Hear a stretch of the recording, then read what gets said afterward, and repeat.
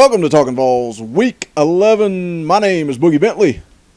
I'm back to Vols JP. And I'm R-Main, and loving's the game.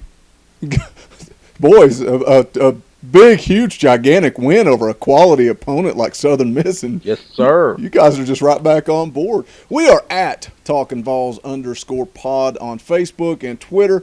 But also, we heard some chatter this week. Some of you guys are asking how you can support us as a podcast.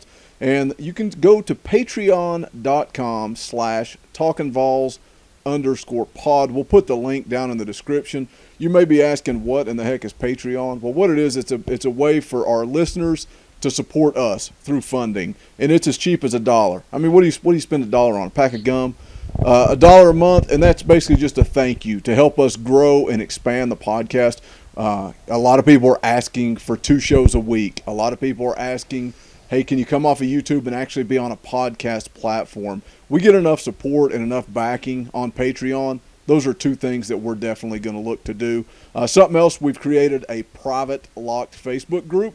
So for, I think it's $3 a month to support us, you guys can get access to that Facebook group. We'll chat about UT football.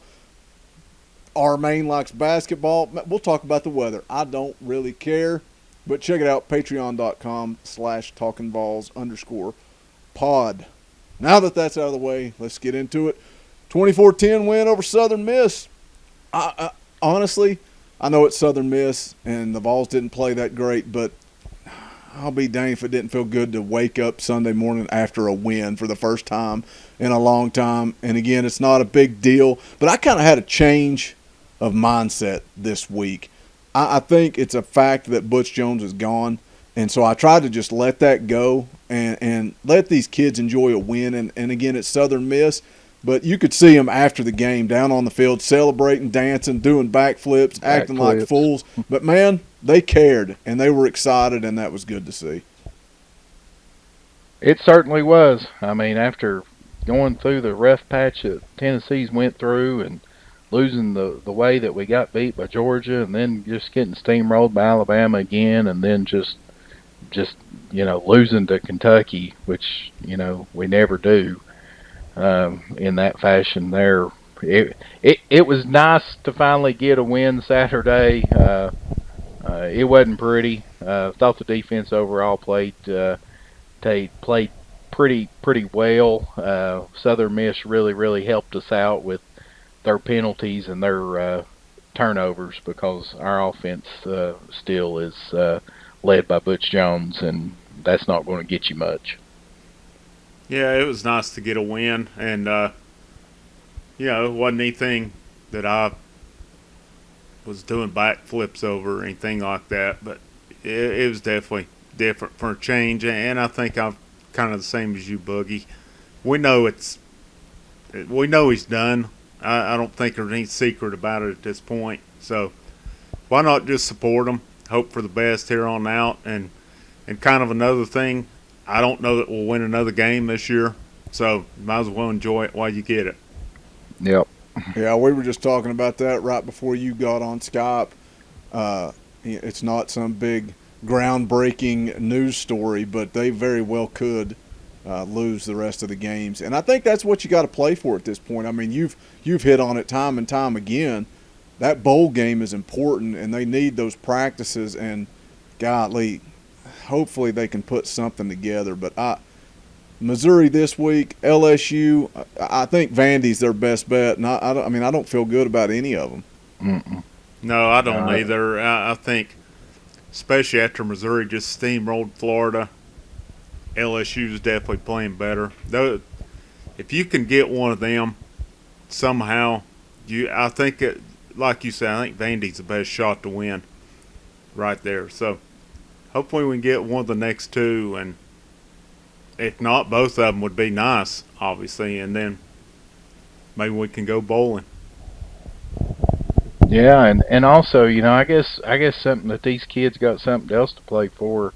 Not only is that bowl game is, Tennessee's one of 2 programs in the nation that's never lost more than 7 games in a season. I mean, Tennessee has never had a season where it's lost 8 football games, and we're sitting at 4-5 right now, and we're going to probably be underdogs in at least 2 of those, if not all 3 games. So they're going to have to find a way to win 2 out of 3 to avoid that distinction of being the first team in program history, 121 years. That old Butch will let us know. Team 121 would be the first one to lose 8 ball games in a regular season. So, I mean, I know that if I was a player on that team, that would be something that would certainly be driving me as well. And you know, we've talked on it here for a month about why is Butch still the coach and blah blah blah and everything. But I think that it's evident with the way that the kids are still competing and the way that they're still playing. I think that's why Butch is still on the sidelines. I think that's the only reason that he's still on the sidelines is because the kids haven't given up. And you know, I was wrong on here. You know, I said after Georgia game and everything that I thought that they just mail it in, and I thought with all the distractions that you was hearing about and so forth, and all the, you know, couple of players quitting and just all that stuff in general, I just figured that the team had just melded in. But it's obvious, especially on the defensive side of the ball, that they haven't done that, and I don't think necessarily on the offensive side of the ball any of them have either. It's just that we just don't have any playmakers at wide receiver, and our offensive line probably couldn't block a mediocre high school team. Well, the injuries on the offensive line don't help either. I mean, they weren't any good to begin with, but I mean the injuries on this team, it's been.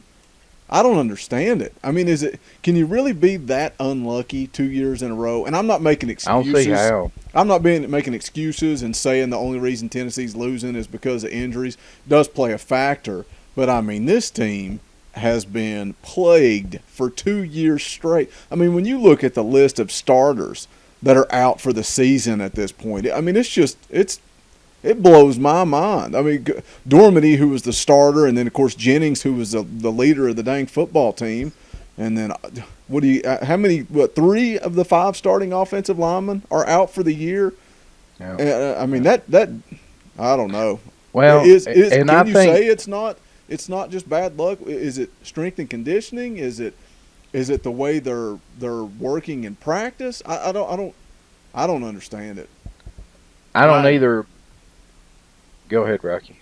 Well, I mean, I was going to say the same thing. I don't understand it either. And it's the one common factor I've noticed in all of it, and you guys have probably came back to it too, is ever since he let Dave Lawson go, the injuries have mounted up. And we weren't having that trouble before that. So I don't know if there's been a change in what they're doing.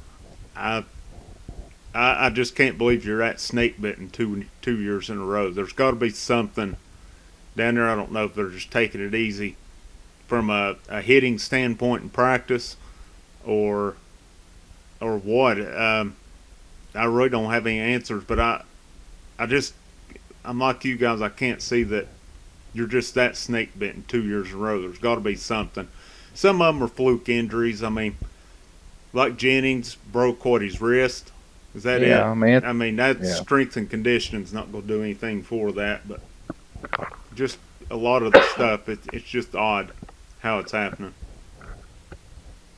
Yeah, and that's what I was going to say too. I mean, I think that when the Butch Jones era is finally over, I think that if you really sit back and look at it, I mean, we can question some of the coaching hires that he's brought in and so forth, but probably the biggest downfall to him as far as a team standpoint was when he got rid of Dave Lawson. And you know, it's been said that a lot of the players didn't really care for Lawson and the way that he made them do their lifts and so forth. You know, I don't know if they felt like that he was too hard on them or what the case was, but you know, that's been said. What do you want, a strength and conditioning coach that takes it easy on you? Well, I mean, come on. But look at the last 2 years and how Tennessee's been pushed around and so Yeah. forth. Oh yeah. And I understand, that they brought that Rock in, Gullickson, and everything, but I mean, you basically lose a year and a half worth of strength and conditioning, and you're not on that same level. And then you had all those injuries last year, and you had people like Khalil McKenzie that had what, the pectoral injury. Well, that there was probably 6 8 months there or so that he probably wasn't able to really do any kind of upper body lifting or anything like that. So I don't have the answer to it as what it was. I just find it odd that in 2015 that we went toe to toe with Alabama and had the lead with 3 minutes to go, and afterwards Alabama claimed that Tennessee was by far the most physical team that they played all season long, and then we let our strength coach go in January or February of 2016, and then in 16 we get pushed around by Appalachian State and everybody else, and then you see what happens this year. So um, I think there's something there. I don't have the answer as to what it is, but Yeah, I mean, it all definitely, ties in together when you're talking about yeah, a change at strength and conditioning, and then two factors that you see from that. The timing. yeah, It all yeah, points to that. And yeah. speaking of injuries, we were talking off air. Evan Berry done for the year. Man, I hate that. He is such a special kid, and I saw some people talking about it. What do you think? Is he the best kickoff returner of our lifetime? Some people were talking about Willie Galt, but man, Evan Berry is a special kid that I think we'll always remember and wish he was back there returning kicks. Well, I mean, could he possibly get a medical though? I mean, because he's not played much this year, but did that ruin it with him coming back? I wonder. yeah. See, I don't know all the rules with that. I know. Supposedly, if you only play so much of the season or whatever, but I don't know after you come back and play later in the season like that, if that would ruin your eligibility or not. But speaking of Evan Berry, I mean that dude was just, sitting down there Saturday night on that opening kickoff. I mean, it's just like, you put other people back there, and I don't know what it is. I mean, it's even like that the team blocks better when he's back there. That's what Because I I'm, said on that first one too. I said I don't understand it because everything's set up the same. You got the same guys blocking the same scheme, for lack of a better word, on a kickoff return. But for some reason, that kid just creates magic. Like it seems like he gets to the 40 or 50 every time he touches the yeah, ball, and he can yeah, house any kickoff that he gets his hands on.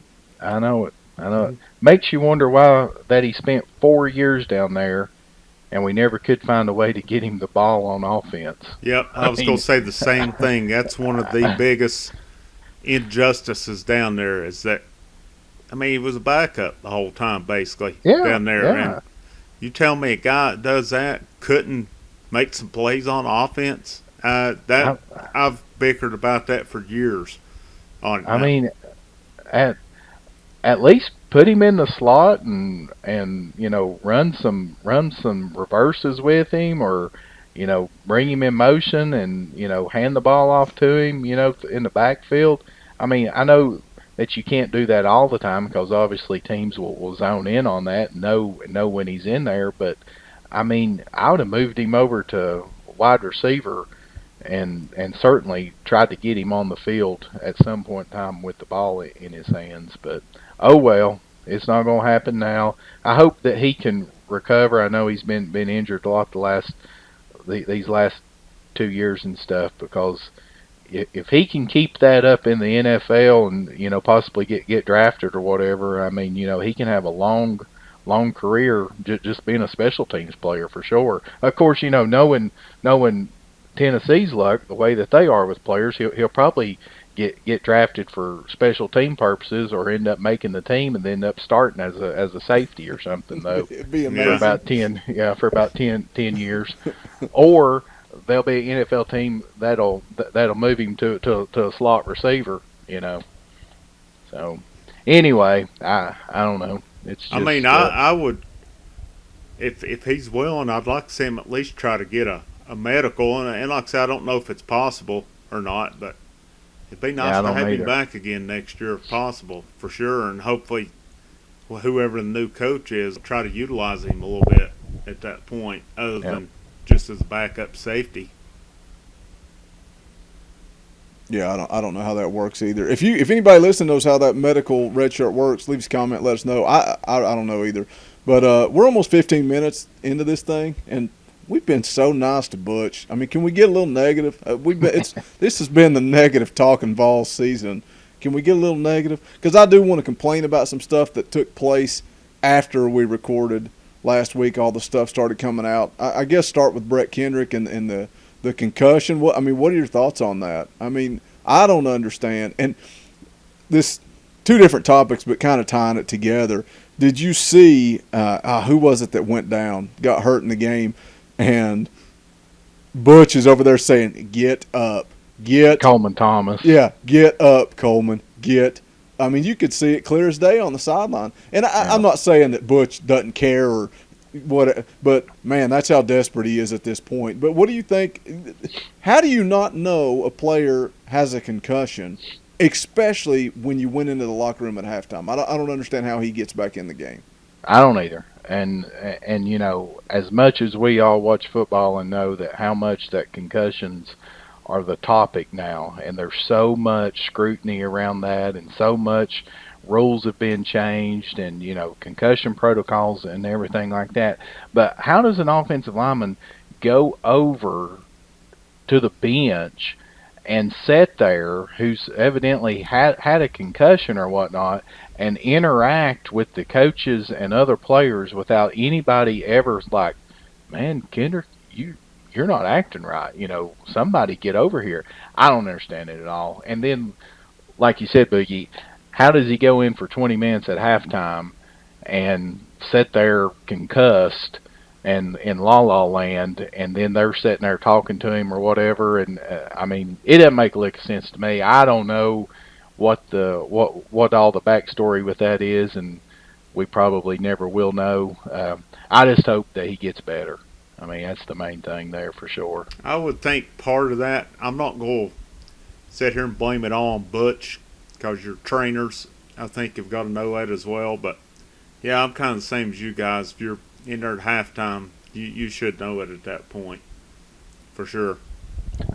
I mean, was he not communicating with Wales, his offensive line coach at that time? I mean, was he not talking to the other players? I mean, wasn't there a report that he threw up either on the sidelines or in the locker room at I halftime? think he Yeah, I was, thought yeah. it was on the sidelines. I think they said.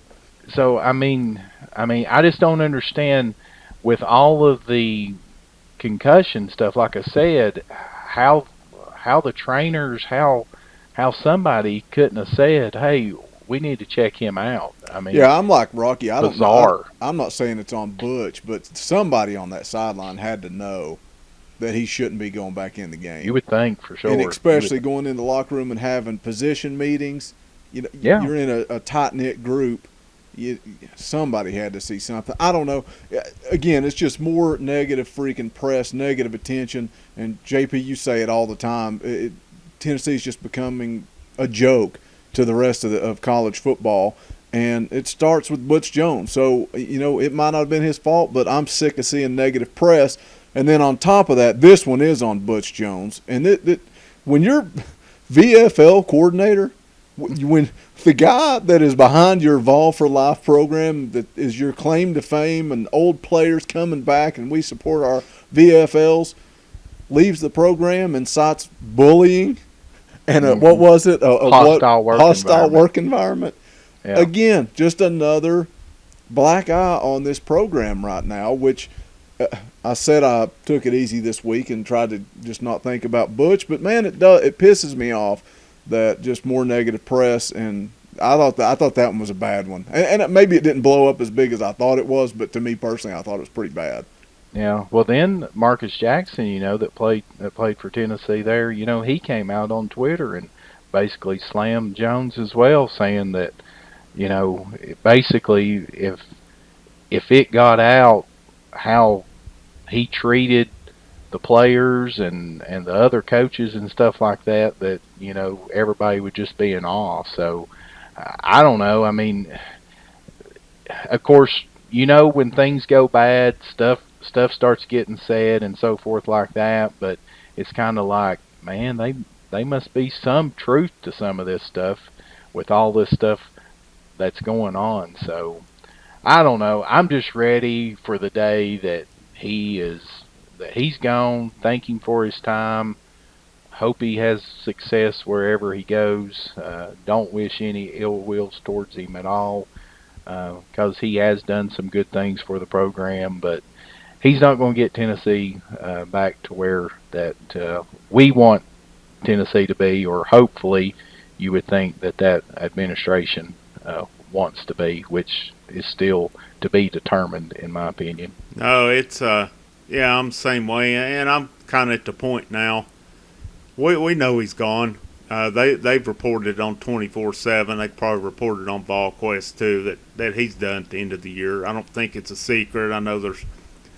I understand people's look that they're scared of what can happen, and I can understand it because the administration's dropped the ball so many times or whatever. But we've seen what we need to see out of Butch. It's just not.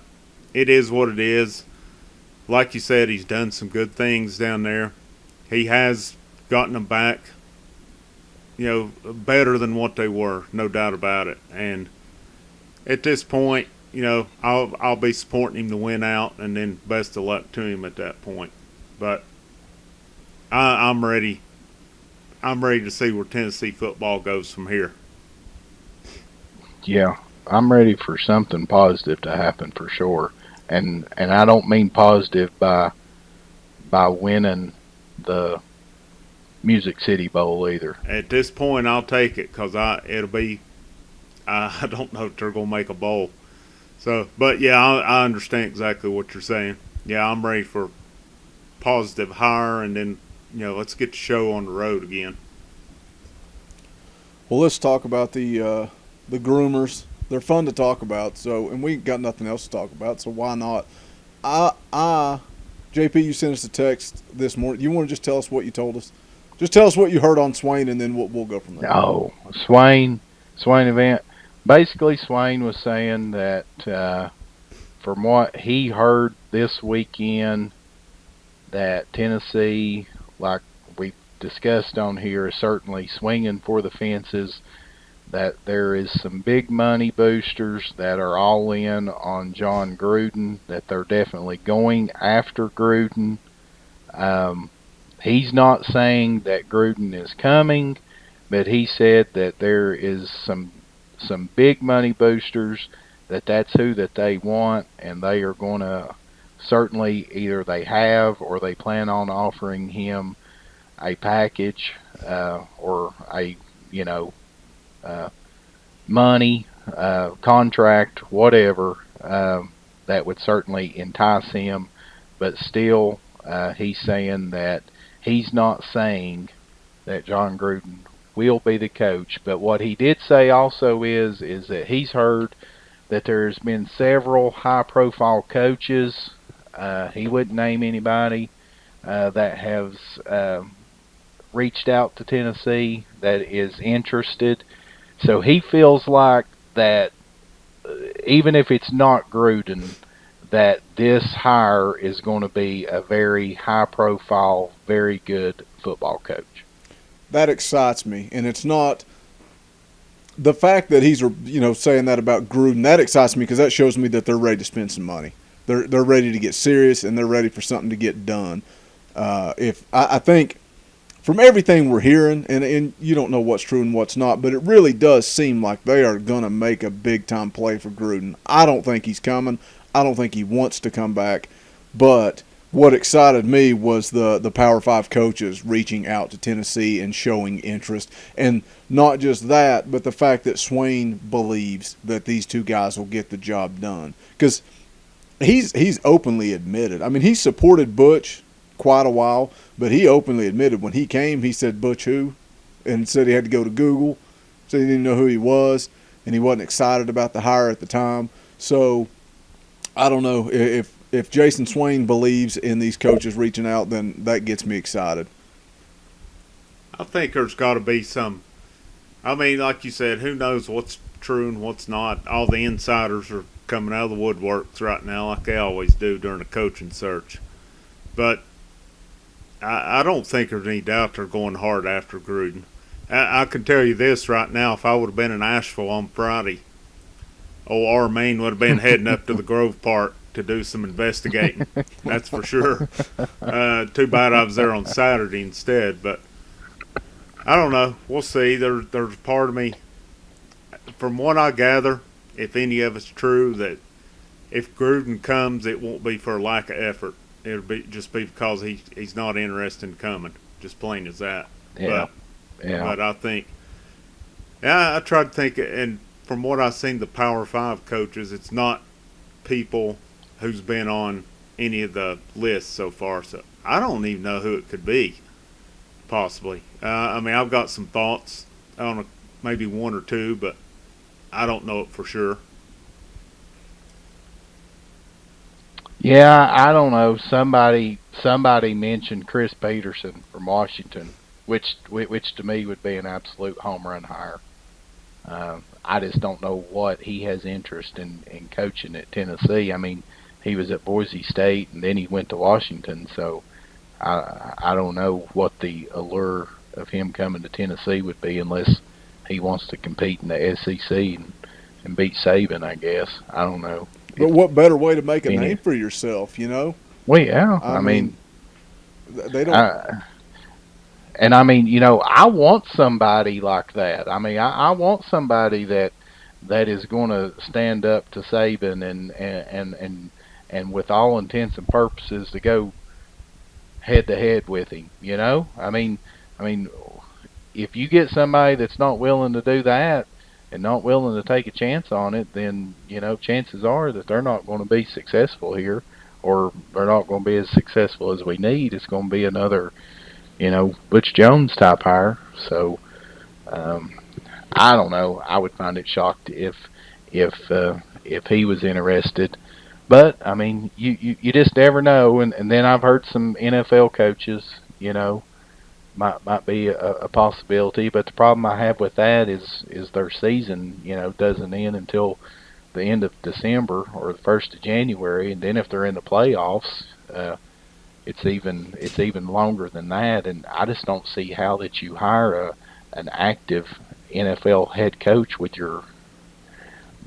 to a college team with the recruiting that has to be done. Yeah, I don't. Yeah, and how does that play out? I mean, what can you steal a coach? Say Tennessee doesn't make a bowl game.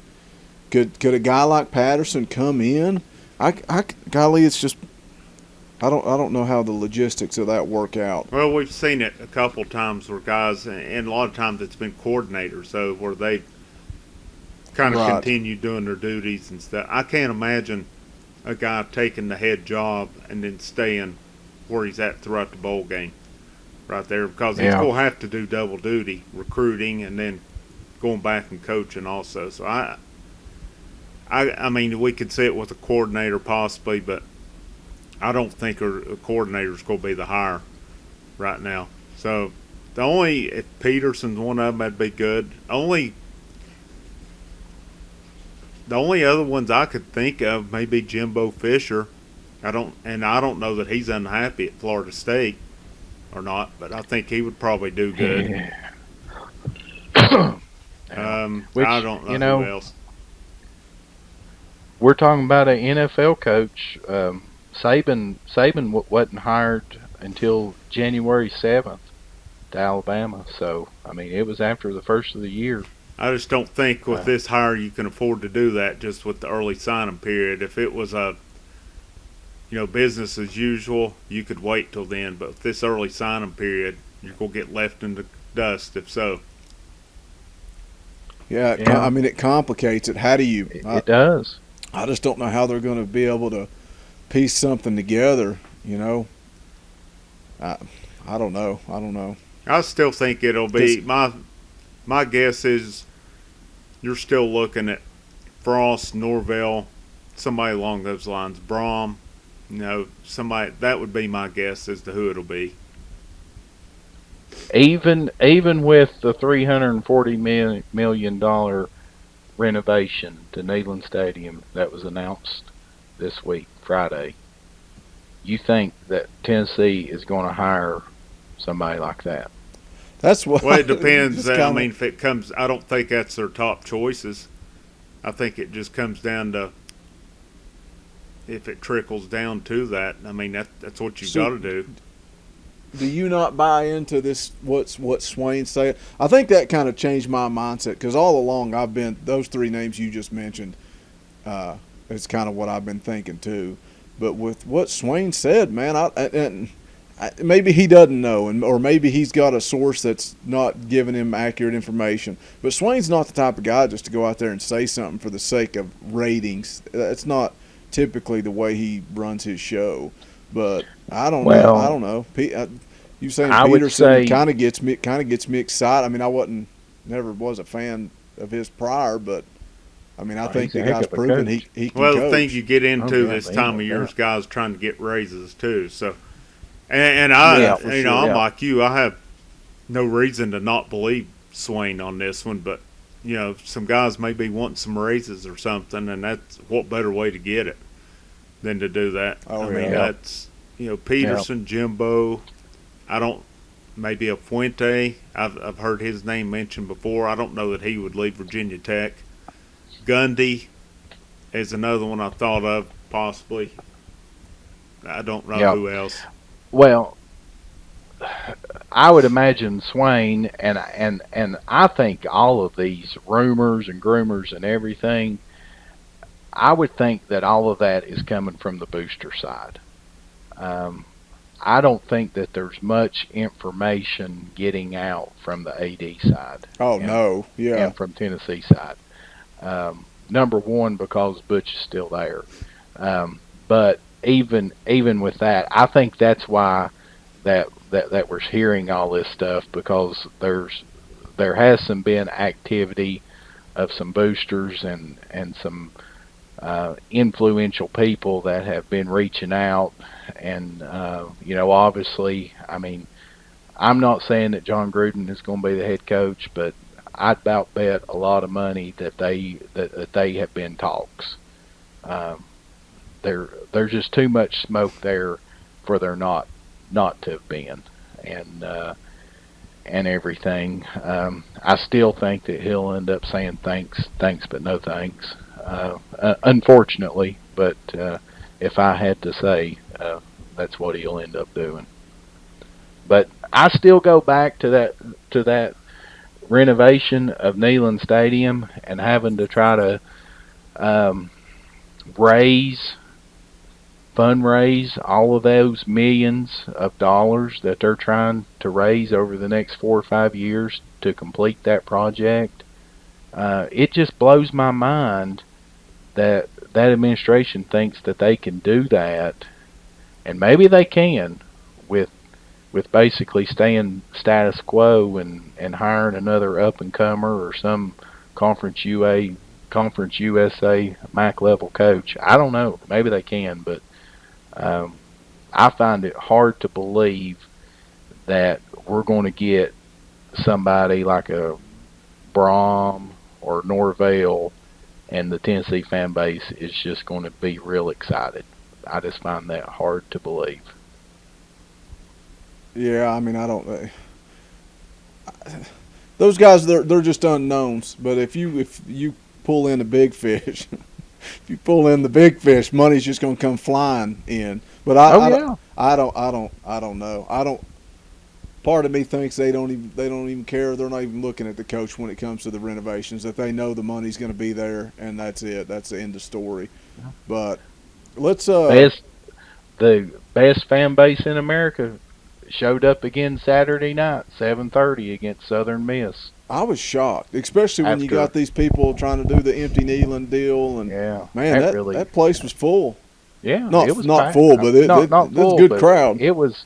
Yeah, I was shocked. I mean, I was absolutely shocked Well, I know they're- some people that went down to the game that said they weren't ever going back in Neyland Stadium Probably again. bought them a hot dog and Yeah. a Coke while they were there too. Yep. Oh Yep. gosh, I did buy 2 waters. I have to thought you was admit. drinking You were faucet such a water. liar.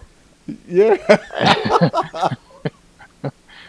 Awful expensive I got faucet really, water. really huh? thirsty. Yeah, I got really, really thirsty. I got really, really thirsty. But no, Gosh. Hey, that's you the say only that thing as that I if, bought. as if we're supposed to be surprised.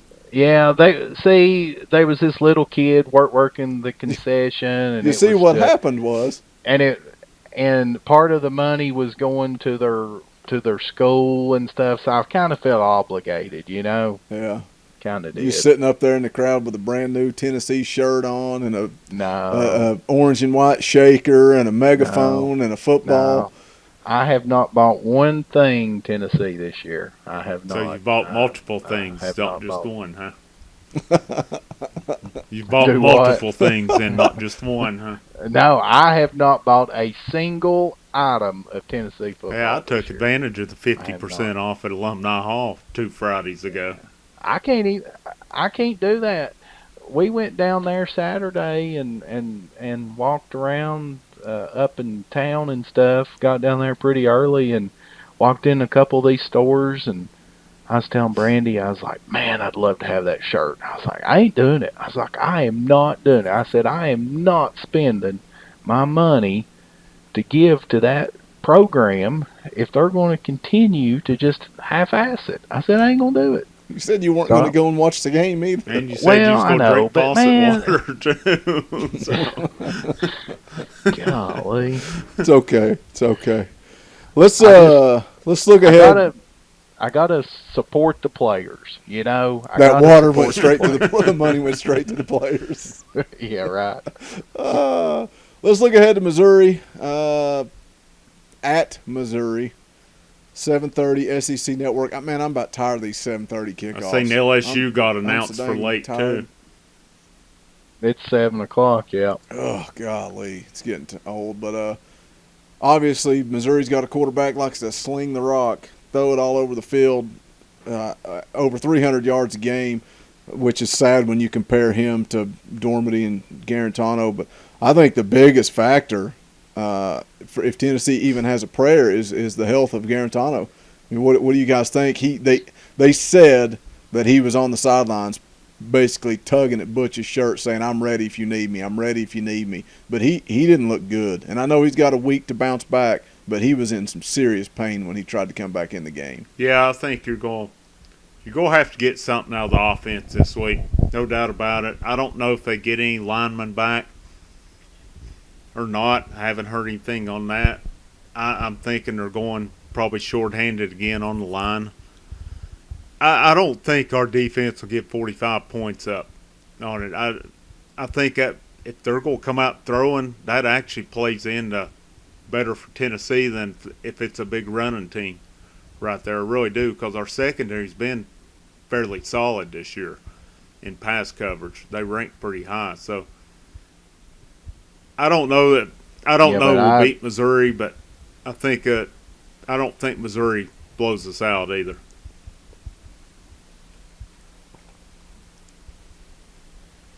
JP? I don't think that Tennessee's defense has seen a passing attack like Missouri's going to show us. My only hope is Missouri's defense, which has been horrendous. I know they only gave up 9 points to Florida, and yeah, who was those folks earlier in the season that was commenting on us about how great Florida was, and Florida was a good team, and we shouldn't have been pissed that Tennessee lost to Florida because they was a good team? Yeah, right. Get over that. That's a bunch of crock. Florida is a horrible football team. Horrible. Yeah, they're not. A train them wreck and UT of a are both football bad. team. It's just all it is to it. Yeah. They're just pathetic. But anyway, my only hope is some way that we can get a couple offensive linemen back. I heard that Richmond may be back. I don't know how much that really helps though, as far as that goes. but yeah, you definitely got to get Garantano back and hope that he can do something, and hope for once maybe Palmer will actually reach out and try to catch a football. My gosh, that boy, he's got potential, but man, he needs to learn to go after the football. My Well, the goodness. receivers, yeah, it's just been par for the course for them all year. They've underachieved, Yeah, and I yeah, don't know what the cure right there is. I really thought they would have more talent than that this year, but it's just not. yeah. It's just not materialized. And I don't even know if anybody's mentioned what's wrong with Callaway. That's what I was about to ask him. Was Did there they ever anything that say? come out today about what he is? I hadn't even read anything about Jones's press conference, which I anymore I don't even want to even listen to him. But I Well, I haven't I think haven't even post seen game he anything. basically refused to comment on any injuries. But I don't know if he said anything today. Of course, we're recording on Monday this week, but I don't know if he said anything at his noon press conference today about Yeah, Callaway or not. based on the way that Callaway looked, it looked to me like that there's a possibility of an ankle or possibility of even a broken bone in that foot. The way that foot got bent back and everything, which obviously ankle injuries can just linger and linger and linger. So honestly, I don't really expect much from him. Well, So that's who what do you? scares me. That's what scares me about Garantano, with it being an ankle. Because I Well, mean, yeah, we've beat yeah, it into the ground that this offense cannot move the ball yeah, without a mobile quarterback, and he's obviously your best option there. Well, I mean, he's about the only option now. But yeah. if his ankle's limited, not only is he not going to be as explosive, but also after he got hurt this past week that they're going to be extremely conservative letting him keep the football.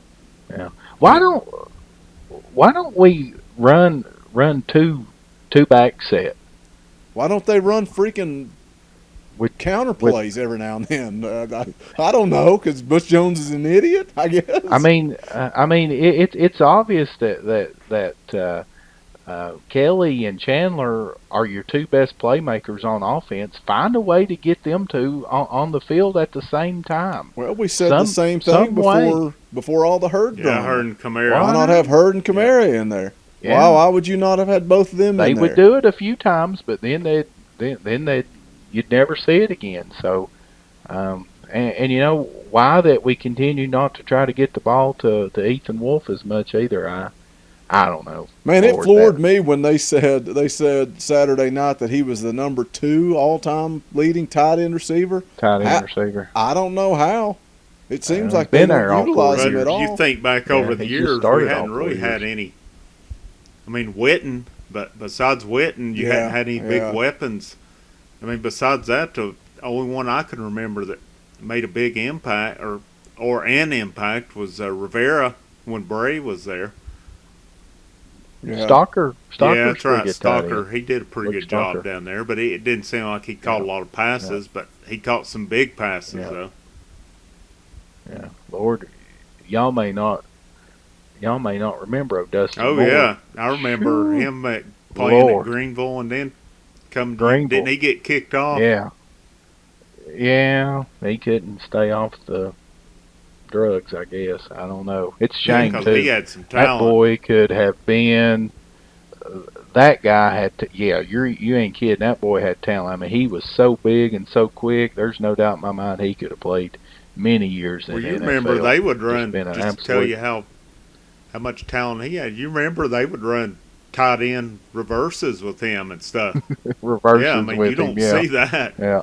very often at all. No, no, no. He was a special talent. Unfortunate, he couldn't keep his head on Well, we straight. could make quite a few lists of those guys, unfortunately. Oh yeah. Unfortunately, we could probably have a team full of all Americans Shoot, like there that. have been some pretty good ones Unfortunately. down there for sure that's happened to. Yeah, yeah. So, but going back to that Missouri game, Missouri's defense is horrible. I mean, it's absolute Swiss cheese.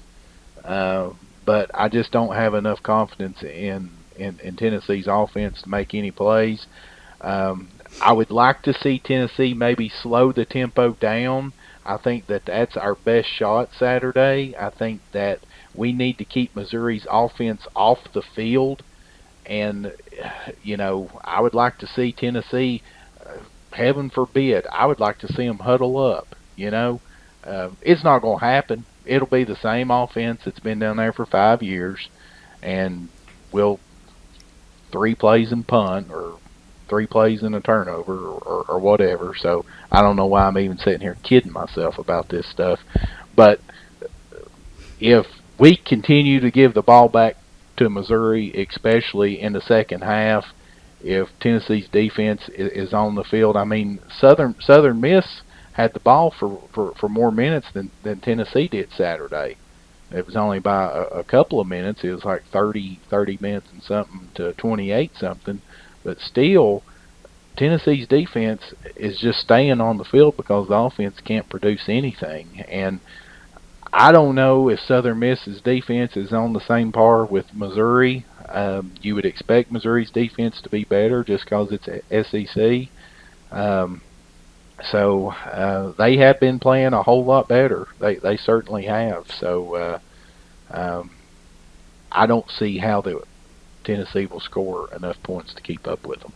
Yeah, I mean, I think Tennessee's defense has played well at times this year. I think a lot of people, and even us included, have been pretty hard on Shoop. But I mean, what do you expect when there were several games that the defense played good enough to win, and the offense just continues to run, pass, punt, and the defense is right back out there. And then, like you said, when you're running tempo, I mean, they don't even have time to get a drink of water, and they're right back out on the field playing defense again. And eventually, they're going to gas out, and then we're off and running. But I don't know. That's the main reason I don't have a whole lot of confidence that Tennessee is going to be able to win on Saturday night. No, and that's a shame when we're sitting here talking about losing to Missouri again. Golly, how far this program my goodness, when Butch Jones sits at his stupid press conference and talks about what a great win it was over a great football team, Southern Miss. Are you kidding me? Is that what he said? Yeah, is that where we're at? That's where we're at, is that Southern Miss is a great football team, and you scored 24 points because they gift wrapped 14 of them for you. Mm-hmm. So, I mean, I don't know. Yeah, they'll have a hard time this week. My fear is just can't score enough points with Missouri. And, if I'm Butch, I know I'm gone. I'm going out guns a-blazing this week. But, we've said that for how many weeks now, though, and it's still the same old thing. So I don't expect guns blazing. I expect the same old conservative stuff. Run it 3 times, punt, try to play field position, and hope for turnovers or something. But that's my big fear is, no guts, basically. Play field position with a team that their quarterback throws for over 300 yards and they put up 50 points a game. That's a real good game plan. After Alabama, when you're down their territory and you punt, when you've basically got no shot. What you're saying is 100% accurate. I just think it's hilarious that's the mindset. That's what. Well, that's what it'll be. Oh. Yeah. What concerns me about Tennessee trying to play against a passing team like Missouri is the lack of pressure that we're able to put, and it's going to have to come from probably Galden or something like that, because he seems to be about the only one that consistently get any type of pressure. Occasionally, Jumper can find his way in, but he usually misses the quarterback. It just takes him so long to get there. Whereas I think they have a lot of success bringing Galden off the edge, because when he gets in there fast, a lot of times he over pursues, but God, he's quick. Yeah, but the problem with that is a good offensive coach is going to scheme that up. Yeah, and they're going to get the ball out of the hands, because you let somebody like Missouri's quarterback stand back there, and I know that one wide receiver for them is really good. He's got some kind of funky name. I don't know what it is, but I think he's number 6. He is really, really good, and I can just see him just blowing by Mosley. So I don't know. I'll sit here and watch it Saturday night. We'll see what happens. And drink faucet water. With your, I was gonna say Yeah. with your shaker and your souvenir football. Yeah. I may even pull out my Butch Please shirt. Dude, I just threw mine in the trash this week. I was cleaning out some T-shirts and it went straight in the trash can. Somebody had one on down there Saturday. It was walking to a stadium. It said Butch Please, and then below it he'd put #leave. Oh, that's hilarious. Oh, they was all kinds of fire Butch shirts down there. I'm sure. And man, when they announced him in pregame, it was a pretty loud chorus of boos that went up. So even though that there was a lot of fans that showed up, there was a lot of them that's not on the Butch Jones bandwagon for sure. That's what I said last week in the comments of our video. I mean, is there anybody left that truly, honestly believes he's the guy? Not just some troll on YouTube leaving some stupid comment to get a rise out of somebody, but honestly believes it. I just don't see how there's anybody left. Well, I mean, Yeah. and there's people afraid to change, but if they go 4-8, that's the worst record in Tennessee football history. Can it get worse at that point? I don't see it. Right. Well, I didn't think it could get any worse than it was under Derek Dooley, but That's true. if too. we go 4-8, I'd have to say, yeah, it's worse. It's worse. I mean, at least we didn't go 4-8 underneath Dooley. Well, let's make some picks on this Missouri game. We're a little short this week, but it's late and I'm tired. And let's make some picks and get out of here. Brock, you're on the spot. We'll put you All up right, first. I'll go with Missouri 31, UT 17. JP, what do you got? I think it probably gets ugly. I'm gonna go 41-13. Holy cow! Oh man. Whew. I was honestly thinking of Missouri puts up around 31-2, but I can't copy Rocky's pick, so I'll do it Price is Right style and say 30 Missouri 30, Tennessee 20. I don't know. I don't think Tennessee's going to be able to hang with them. I think we may see a good first quarter. I think the defense will come out and play well, but again, especially with Garantano's injury, I don't know how Tennessee's going to score any points. And but, just gassing hopefully out. Hopefully the defense can force some Yeah, I'm turnovers. just afraid of them gassing out after being on the field all night. Yeah. That's why I think that it'll get out of hand, because I don't think our offense can do enough. And honestly, I think probably saying 13 points is probably pushing it. I mean, unless the defense can create some turnovers and give us a short field position or something. Yeah, I said Tennessee scores, 20? Is that what I said? I think at least they at least get 7 or 10 off of not necessarily a pick six, but A short field. Yeah, a short field turnover. Yeah. But that's going to wrap it up for Talkin Vols Week 11. Again, give us a follow on Twitter or Facebook. We are at Talkin Vols _pod. And go check out Patreon. Even if you can't support, just go check it out, see what's going on over there. It's patreon.com/TalkinVols _pod. Again, I'll put that down in the description. So you guys clicked on that, check it out. Be awesome if you guys just jump in and we'll add you to the Facebook group and you can argue with JP over something. I don't know, it'd be fun. But that's going to wrap it up for Vols JP and R Main I and Boogie Bentley. Go Big Orange. Gruden.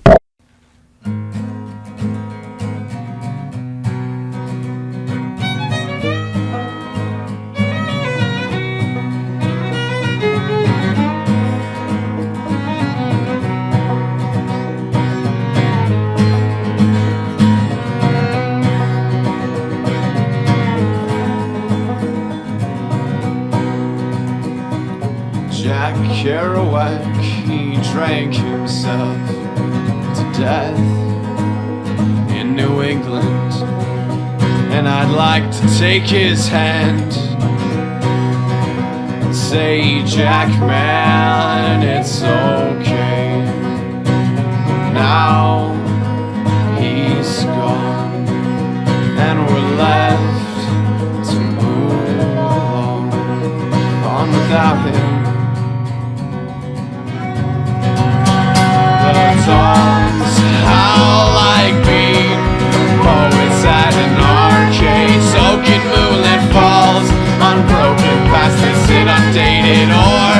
that we call home, and it's night